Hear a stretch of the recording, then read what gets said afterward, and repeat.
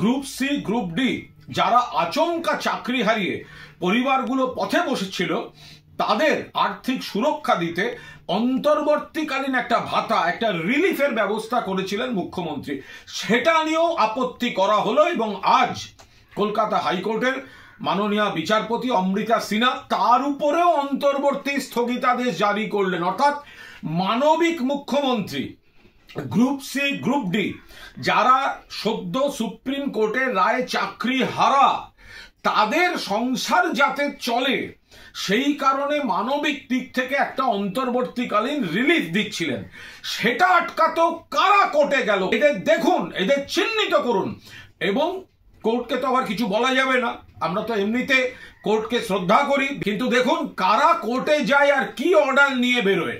তো সেখানে আমরা দেখলাম যে অমৃতা সিনহা তিনি অন্তর্বর্তীকালীন এই ভাতা সেটাও আপাতত অন্তর্বর্তীকালীন স্থগিতাদেশ দিলেন। আইনে কি করবে রাজ্য সরকার সেটা রাজ্য সরকার আইনগত দিক থেকে দেখবে, কিন্তু আমরা বলবো বন্ধু তোমার পথের সাথীকে চিনে নিও, পথে কে পাশে থাকে আর কারা চাকরি খাবো, অন্তর্বর্তীকালীন ভাতা পেতে দেব না, বিপদে পাশে থাকবো না, লোককে কষ্ট দিয়ে চোখে জল ফেলে তাই নিয়ে বিরোধী রাজনীতি করব, এদেরকে চিনে রাখতে হবে।